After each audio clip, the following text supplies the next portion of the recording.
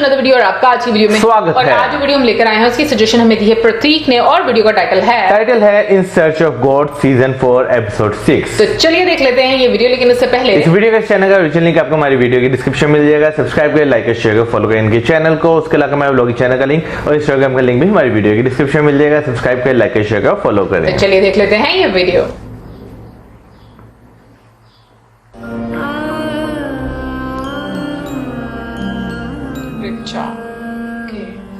हरे कृष्ण कृष्ण कृष्ण हरे हरे हरे राम राम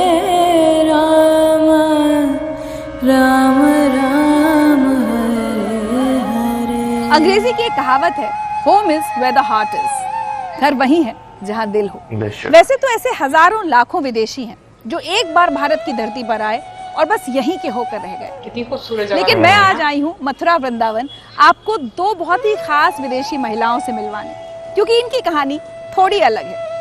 इन दोनों महिलाओं ने भारत को सिर्फ अपना घर नहीं बनाया, बल्कि यहाँ की परंपराओं और संस्कारों को अपनाया और कृष्ण और गायों की सेवा को अपना धर्म और कर्म बनाया।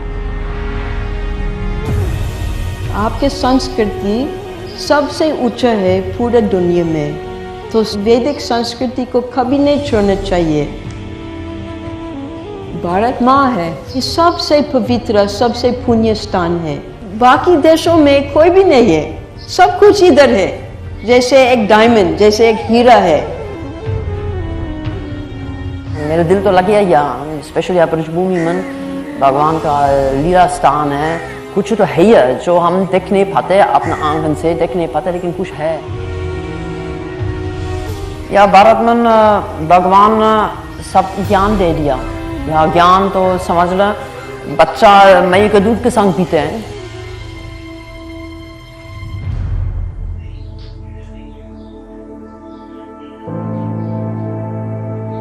उन्नीस 1977 में फ्रेडरिक इरीना ब्रूनिंग एक सामान्य पर्यटक की तरह जर्मनी से भारत आईं और यहीं की होकर रह गईं। पहले वो कृष्ण भक्ति में लीन हुई, श्रीला गुरुदेव से दीक्षा ली, नया नाम मिला सुदेवी दासी, और उसके बाद एक गाय को पालने से शुरू हुई गौ सेवा जो आज तक चल रही है। जब वो भारत आई उस वक्त उनकी उम्र थी सिर्फ 19 साल। कई लोगों के लिए ये समझ पाना मुश्किल हो सकता है कि एक महिला अपने यूरोपीय देश की सुख सुविधाएं और परिवार का प्यार छोड़कर मथुरा के एक छोटे से गांव में कैसे रह सकती है, और यही सवाल मैंने सुदेवी दासी से पूछा। माता पिता कुछ तो नहीं हुआ जब मैं यहाँ रहने लगा। वो तो सोचेगा ये यूनिवर्सिटी में पढ़ाई करेगा, MA PhD कुछ तो करेगा। हमारा घर में सब ऐसा करते हैं। अब मैं तो सोचा मैं भजन करूँगा, भगवान देखूंगा। भगवान देखना तो अभी दूर है, लेकिन फिर भी लाइन में तो है ही, रोड में तो मैं भी हूँ। एक दिन शायद मिलेगा, शायद आगे जाना में या 2-10 जाना के बाद चालू तो होना। रोड में एक दम से चालू होता जो जितना भी दूर जाना है। तो मेरे विचार यही रहने का, जब तक एक बार ज्ञान प्राप्त हो गया भगवद गीता से और शास्त्र है, शास्त्र तो बहुत है, सब ज्ञान तो है ही यहाँ इंडिया में। वो तो यहाँ इसलिए तो भारत समाज में स्पेशल है, क्योंकि यहाँ सब ज्ञान है। जो ढूंढ रहे जिसको इंटरेस्ट है वो मिल सकता। अब जिसका जन्म हुआ वो तो बचपन से सब खोला है ही। अब वैल्यू देता नहीं लोग, आजकल खाली युग है। सब सोचता हमें ये चाहिए और वो चाहिए और गाड़ी चाहिए और पैसा चाहिए, और कोई नहीं भगवान कौन है, भगवान कैसे मिलेगा, हम क्या है, हम कौन है, कोई नहीं सोचता। इंटरेस्ट ले रहे कम।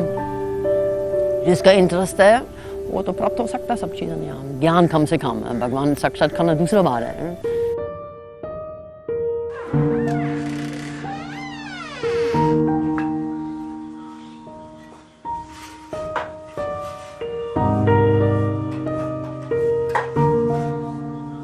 विश्वास नहीं कर पा रही हूँ कि कोई कैसे 40 इयर्स ऑफ देयर लाइफ कोई कैसे दूसरे कंट्री को दे सकता है। स्पिरिचुअल लाइफ के पीछे भगवान का रास्ता प्राप्त करने का रास्ते में आगे बढ़ना है, तो इस कारण से मैं यहाँ रहने लगा। फिर अब गेन का स्थिति इतना दुखी हो गया तो गेन छोड़कर हम जा नहीं सकता, ये कारण है। और ये हमारा जीवन का कारण है, जिंदा रहने का हमारा जीवन का गोल है, वही है। अब विदेश जाकर क्या करूँगा, बेहतर आना, खाना, सोना, बैठना, कोई काम नहीं है, कोई बोलने वाला नहीं है, मन नहीं लगेगा। 10-15 दिन के अंदर सब क्या करूँगा, कहाँ जाऊँगा, ये नहीं है, भगवान नहीं है, कुछ नहीं है।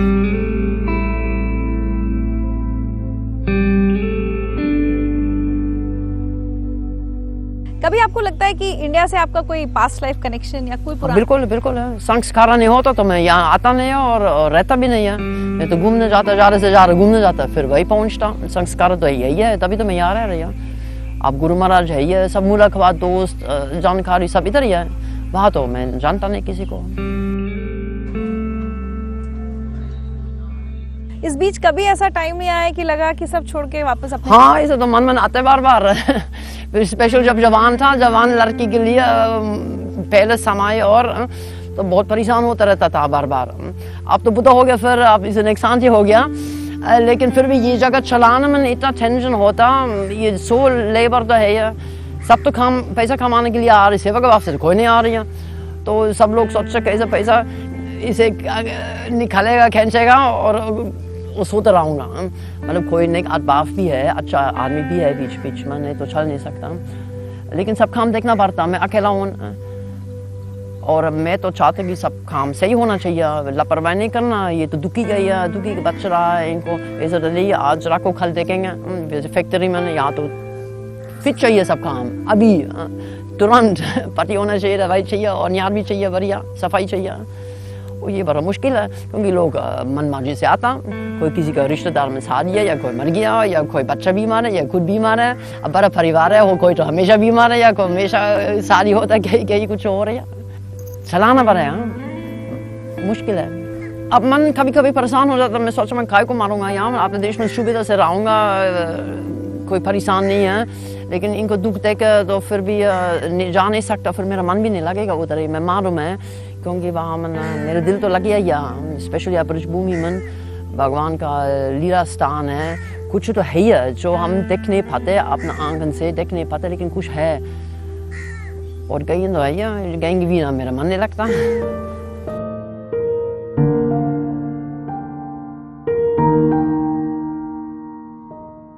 हिंदू धर्म के अनुसार ये माता माना जाता है। अब जो हिंदू धर्म अपना धर्म नहीं मानता, वो तो दूसरा अधर्म है या विधर्म है, वीना धर्म है या दूसरा धर्म की है। अब जो बोलता हम हिंदू है वो तो मानना चाहिए, वो तो मानते भी है। तभी तो इतना कंट्रोवर्सी हो रहा था। कोई लोग सोचते कि ये खाने का चीज़ है, कोई सोचता हमारा माता है। अब मैं इसको अपने बच्चा समझता हूँ। अब अपने बच्चा कोई खतना चाह रही है, वो तो खरा तो हो जाएगा, अलग रहना। आपने भी नॉनवेज खाना छोड़ दिया? अब तो बचपन से, जब से पहले बार पता नहीं कैसा पहले बार कदम किया, एक कदम की इंडिया में, जब से नॉनवेज छोड़ दिया। अब बचपन में तो जो माता पिता कहलाता है तो खाएगा, खेत की बात है, लेकिन जो हो गया। ये तो बिना ज्ञान हुआ, अज्ञान में हुआ है।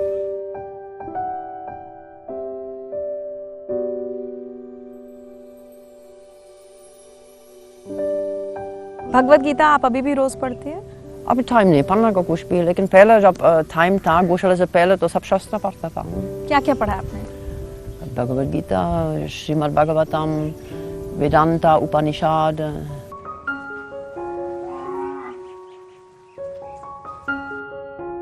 आज सुदेवी दासी की राधा सुरभि गौशाला में लगभग 1800 गायें हैं, जिनकी देखभाल से लेकर इलाज तक वो खुद करती हैं। आश्रम का खर्च सिर्फ लोगों की मदद से चलता है, सरकार से कोई मदद नहीं मिली है। सुदेवी दासी जर्मनी में अपनी प्रॉपर्टी से होने वाली आमदनी भी इसी आश्रम के काम में लगा देती हैं। अब तो 35 लाख रुपया चाहिए हर एक महीना। 35 लाख? 35 लाख हर एक महीना चाहिए।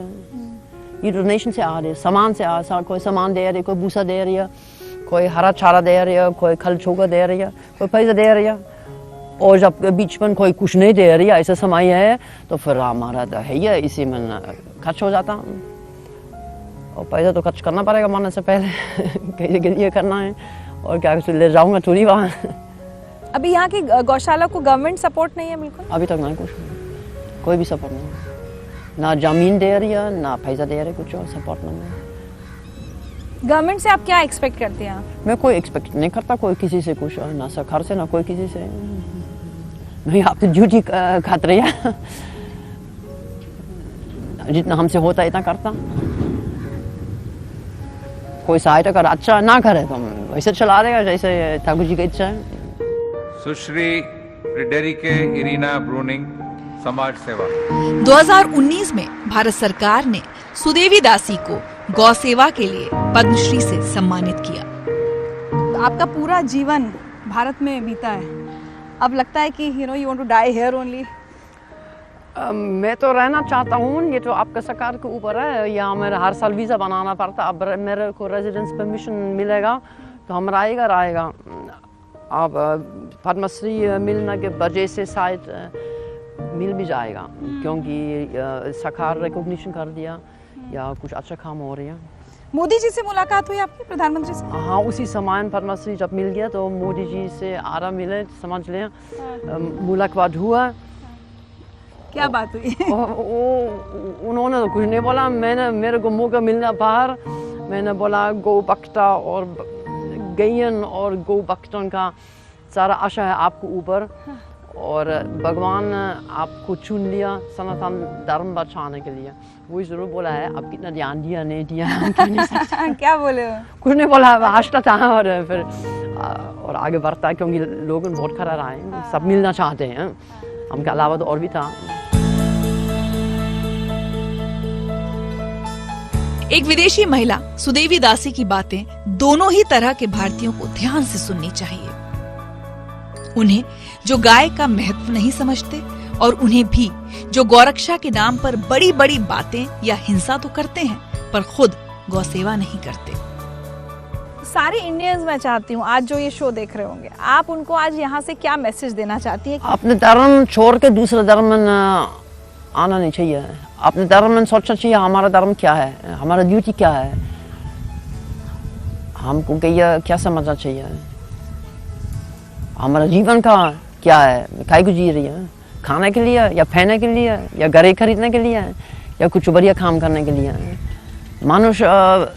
मनुष्य दया भाव से बनता।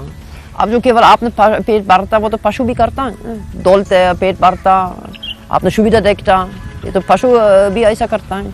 अब मनुष्य कैसा बनता? जब दूसरे को दुख सुख आपने समझता, कुछ दया फायदा होता, दूसरे को कल्याण के लिए सोचता, दूसरे को दुख इलाज करने के लिए सोचता, जब मनुष्य बनेगा।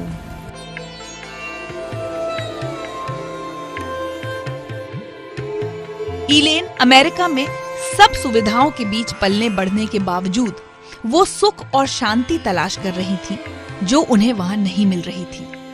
और उनकी इसी खोज ने उन्हें भगवत गीता से मिलवाया, और गीता ने इस्कॉन की स्थापना करने वाले गुरु प्रभुपाद से। बस वहीं से शुरू हुई उनकी नई जिंदगी, माँ देवी शक्ति देवीदासी के नाम से। जब अमेरिका में जन्म ले लेते, शुरू से हमारे पास सब कुछ है, हमारा जीवन में कोई कमी नहीं था, बढ़िया एजुकेशन था, बढ़िया परिवार भी था और सब कुछ अच्छा था, लेकिन सुख नहीं था, शांति भी नहीं था, क्योंकि हम नहीं समझ गए कि क्यों मैं इधर जन्म ले लिया, मेरे जो कारण क्या है, कि क्यों भगवान हमको वो जो क्रिएशन किया, सृष्टि किया।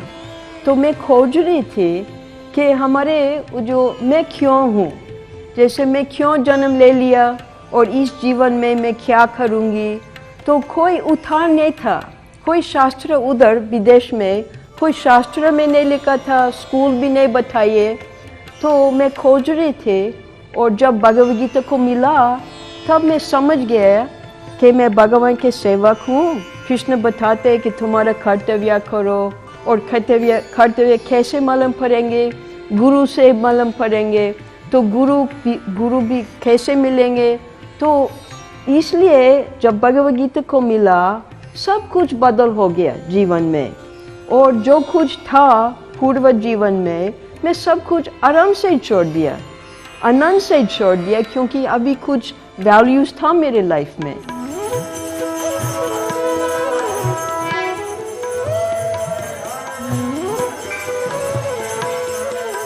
आपकी फैमिली वो तो गुस्सा हुए होंगे, आपके पेरेंट्स? अरे मेरे परिवार मेरे को पूरा एकदम छोड़ दिया, जैसे मैं पागल थी। वो बिल्कुल कभी नहीं देखा। अमेरिका में 1960s में वो ऐसे कभी नहीं देखा वैष्णव लोग, योग भी नहीं सुना, कुछ भी नहीं सुना। और धर्म बिल्कुल अलग है, क्रिश्चियन धर्म है और यहूदी धर्म भी है। तो हमारा परिवार यहूदी है, तो यहूदी धर्म बहुत स्ट्रिक्ट है, बहुत कठोर है।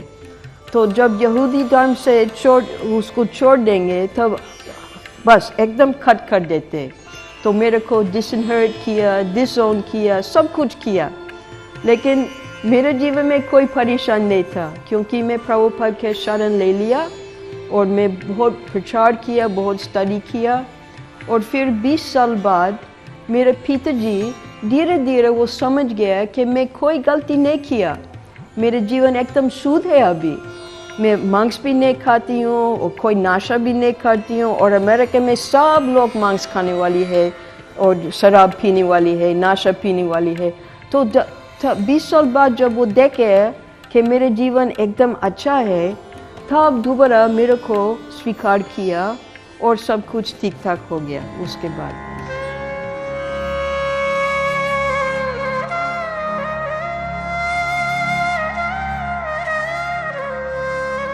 भागवतम में पूरा विवरण है कि वृंदावन कैसे है। हम घूमने नहीं किया, हम केवल वृंदावन आए। और वृंदावन ये कृष्ण का लीला स्थान है। तो जब हम वृंदावन आए, हम देखे कि ये है खलियदाहा, कृष्ण खलिय को मर्दन किया।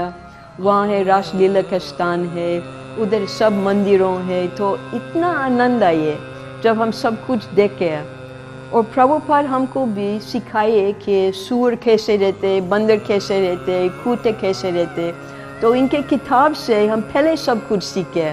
तो जब हम इधर आए, हम समझ गया कि वो जो संस्कृति बिल्कुल अलग है अमेरिका से, लेकिन ये सबसे महान संस्कृति है, वैदिक संस्कृति है।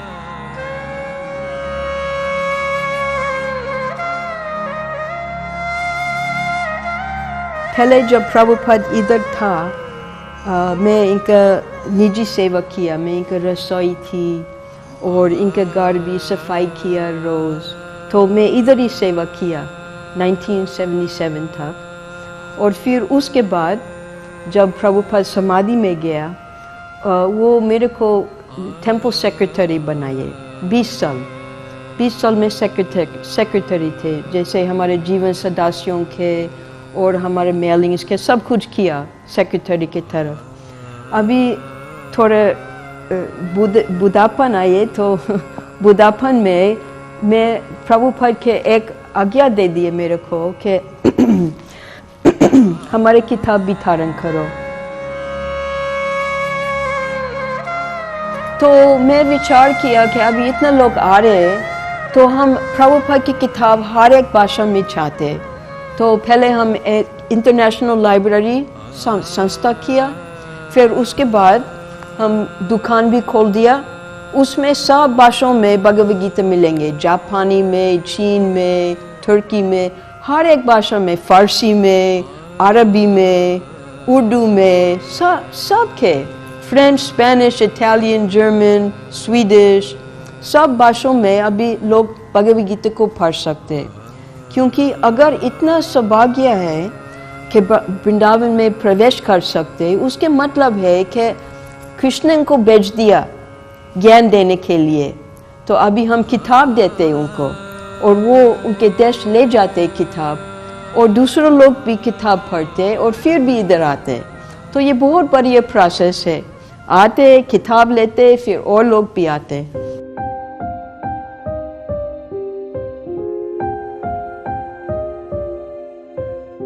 माँ देवी शक्ति ने भारत में ही शादी की और उनकी एक बेटी है। पति का देहांत हो चुका है और देवी शक्ति वृंदावन के इस्कॉन मंदिर में रहती हैं, पूजा पाठ करती हैं और अपनी सेवाएं देती हैं। इधर ही शादी किया।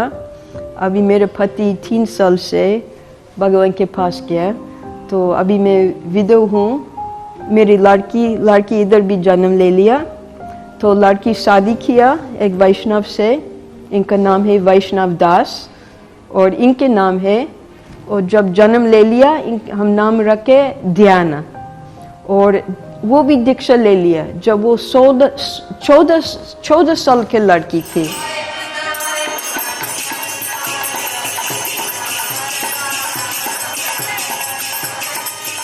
इंडिया में हम इंडियंस इतना डिबेट करते हैं कि राम थे या नहीं थे, कृष्ण थे या नहीं थे, गाय की इम्पोर्टेंस है या नहीं है। कुछ लोग वो गौमूत्र का मजाक उड़ाते हैं। आप बीइंग अ फॉरेनर, आपको क्या लगता है सब डिबेट के बारे में? वो डिबेट क्या है, या आप नास्तिक है या आप भगवान के भक्त है। तो नास्तिक लोग कभी नहीं मानेगा शास्त्रों के, तो वो लोग वो स्वीकार नहीं करते। लेकिन अगर वेद को मानते, वेदों को मानते, तब सब कुछ स्वीकार करेंगे। जैसे राम, तो उधर अगर सेतु बंद रामेश्वरी जाएंगे, उधर है ही, उधर अभी तक सेतु है उधर पानी में। तो कैसे राम उधर नहीं था? सब कुछ लिखा हुआ था रामायण में, वाल्मीकि का, और इनका लीला स्थान भी है, कृष्ण का लीला स्थान भी इधर है, सब कुछ है इधर। अभी क्योंकि कली युग है और राम वो त्रेता युग में आए, तो अभी दिखाओ है, सब कुछ नहीं देख सकते। लेकिन अभी तक अयोध्या है उधर, चित्रकूट भी है उधर, सब कुछ, दंडकारण्य है, सब कुछ है, अभी तक है। और भक्त लोग भी है, और उस संस्कृति भी है, सब कुछ है। लेकिन नास्तिक लोग, कली युग के समय में नास्तिक लोग बहुत प्रबल से बात करते, तो हम उसको बात नहीं सुनना चाहते। हम वेदों के तरफ से सब कुछ सुनना चाहते।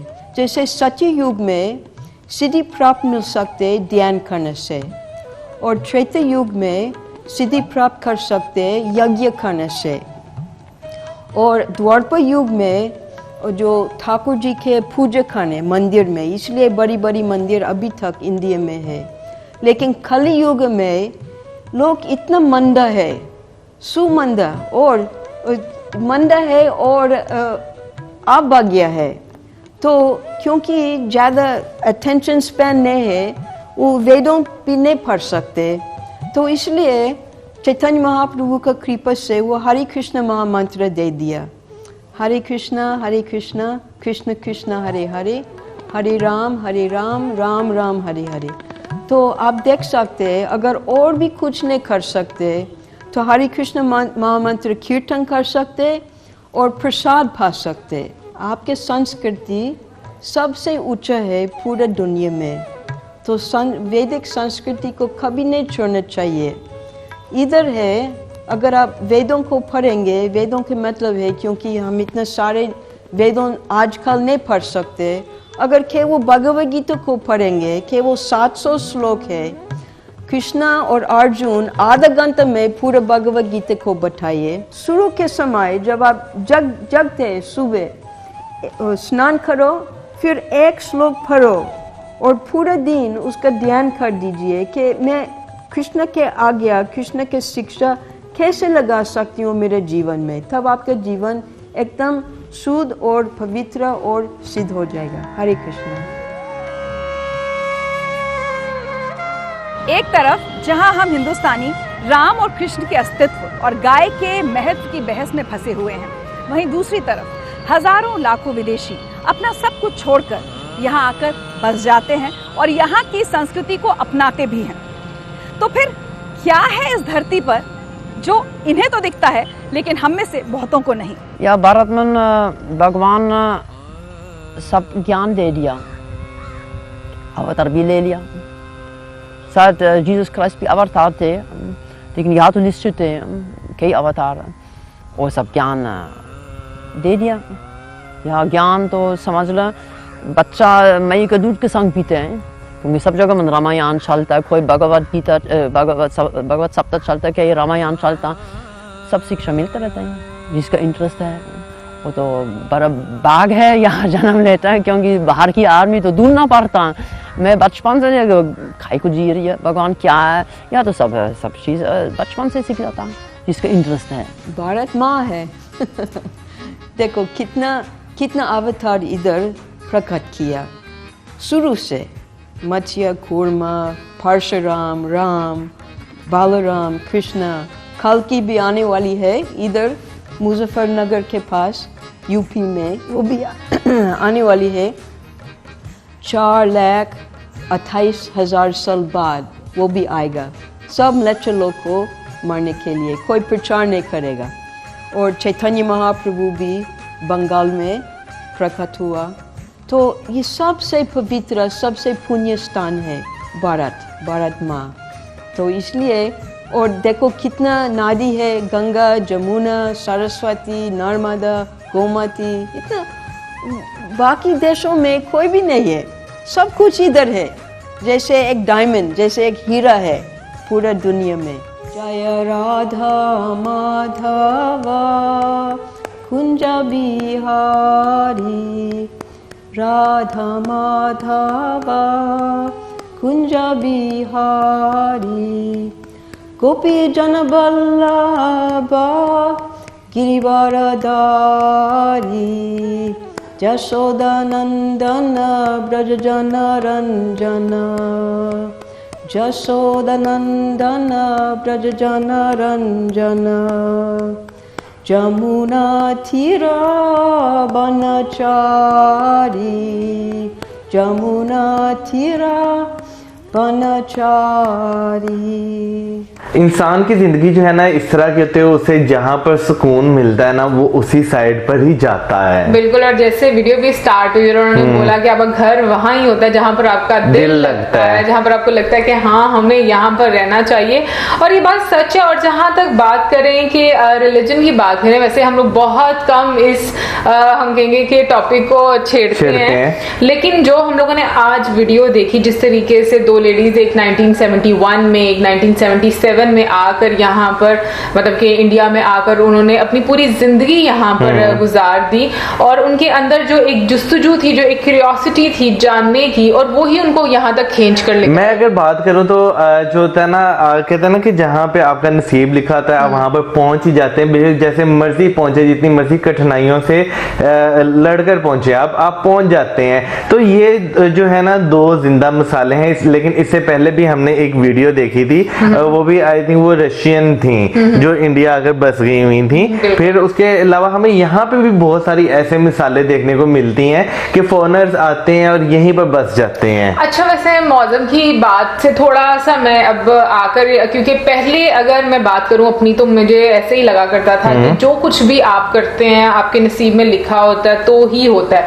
मुझे ऐसा लगता है अब आकर के बहुत सारी चीजें ऐसी होती हैं जिसके लिए आपको एफर्ट करनी पड़ती है। पहले हमारी एक सोच होती थी हमारी किस्मत में ये लिखा हुआ है, यही होना है, और उसके लिए हम एफर्ट्स उस तरीके से नहीं करते थे। बट नाउ आई रियलाइज, मतलब टाइम के साथ साथ, और जो चीजें मैंने बाकी लोगों से सीखी, बहुत सारे लोगों को सुनने के बाद, कि आपकी किस्मत में वही लिखा होता है जो आप एफर्ट करते हो, जो आप पाना चाहते हो, जिसके लिए आप कोशिश करते हो।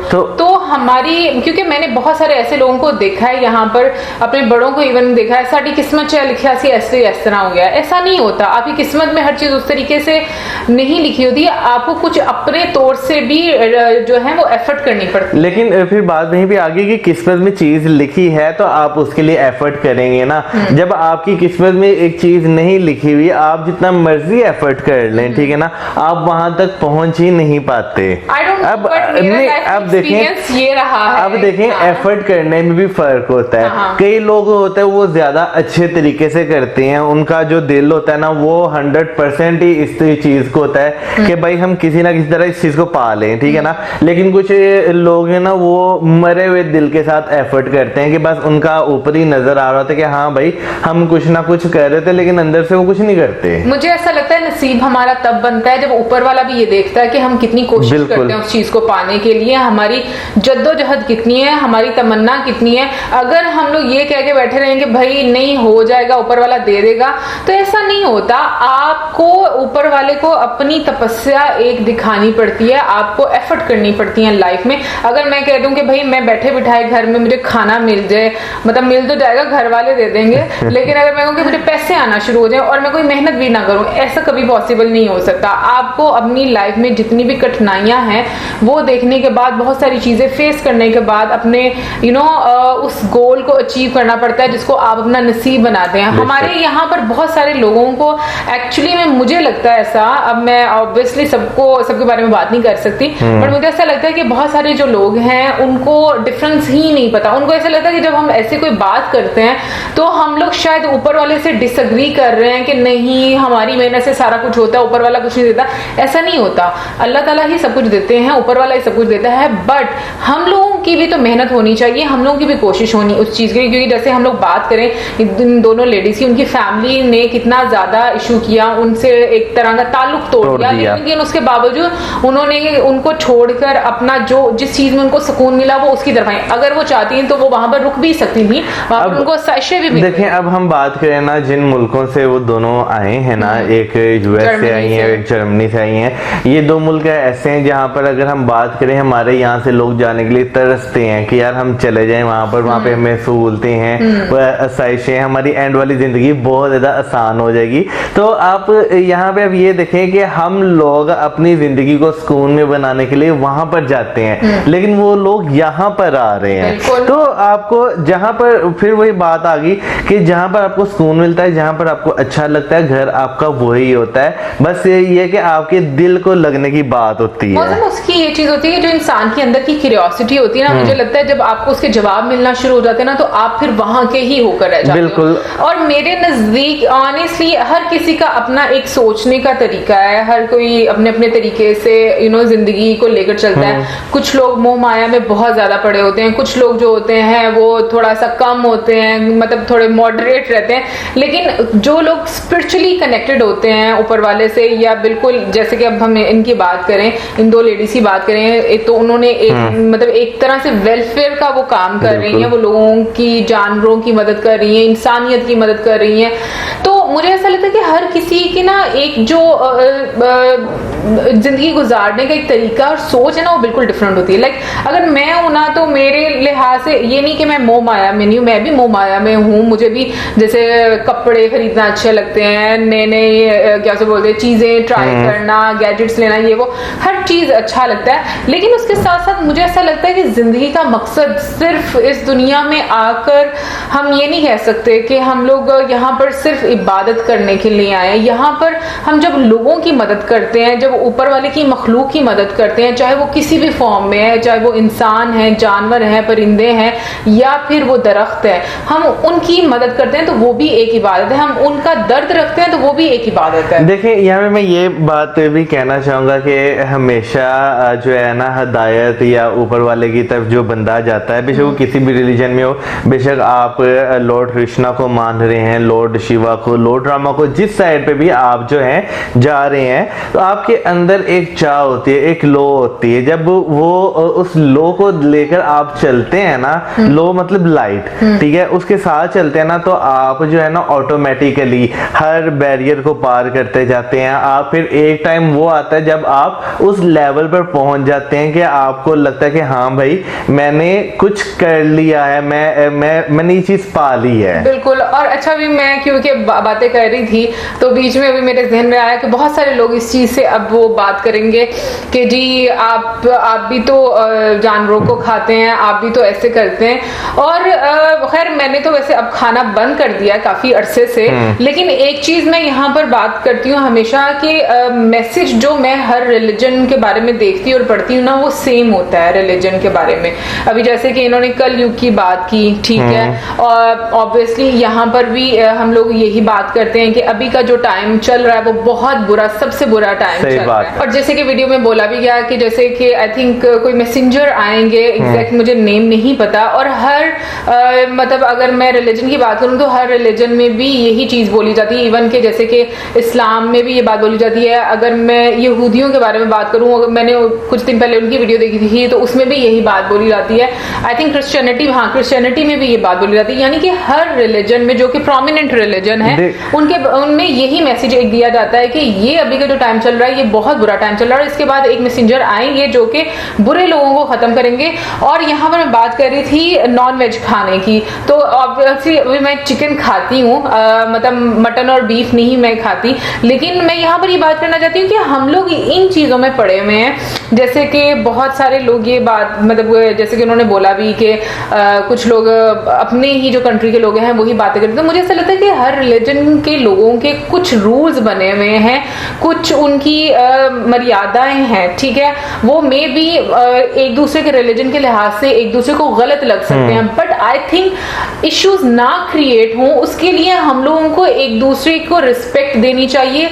और जो मुद्दे हमें पसंद हैं या नहीं पसंद है, हाँ, इसका मतलब ये नहीं कि आप चिढ़ा कर वो काम करें, यानी कि अगर कोई नॉन वेज है और कोई वेजिटेरियन है तो नॉन वेज वेजिटेरियन को चिढ़ा कर वो खिलाए, नहीं, ये चीजें गलत हैं।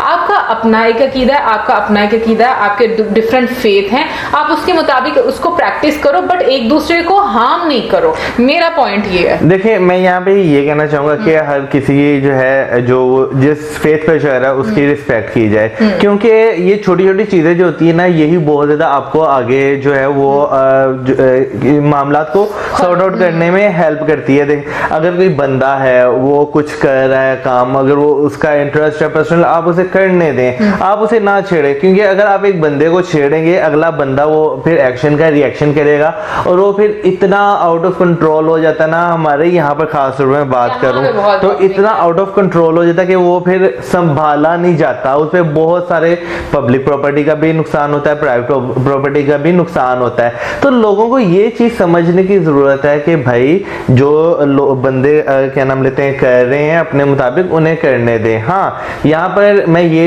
एक चीज जरूर कहना चाहूंगा, बहुत सारे लोगों को प्रॉब्लम्स होती हैं। उन्हें प्रॉब्लम्स क्यों होती हैं? अधूरा नॉलेज, उनके पास नॉलेज पूरा पहुंचता ही नहीं कभी। नॉलेज की कहते हैं कि ज्यादा भी होना जो है वो भी जो है वो नुकसानदेह है, और अगर कमी हो ना वो भी नुकसानदेह है। तो हमेशा नॉलेज उतना होना चाहिए जो आप हजम कर सके, आपको डाइजेस्ट हो सके। हाँ, अब यहाँ पर ये मौजूद चीज क्लियर कर दो कि नॉलेज की ज्यादा मतलब कि ऐसा नॉलेज जो आपको गलत साइड पर ले जाए, उसकी बात कर रहा मैं उस नॉलेज की बात कर रहा हूँ। क्योंकि मुझे पता है हम लोग समटाइम्स ऐसे वर्ड्स बोलते हैं जो हम दोनों अंडरस्टैंड कर पाते हैं, क्योंकि हम लोग एक घर में ऐसे बात करते हैं, लेकिन ये कि सब लोग उस तरीके से घर में बात नहीं करते, इसलिए उनको मतलब हमारी बात की समझ में नहीं आती।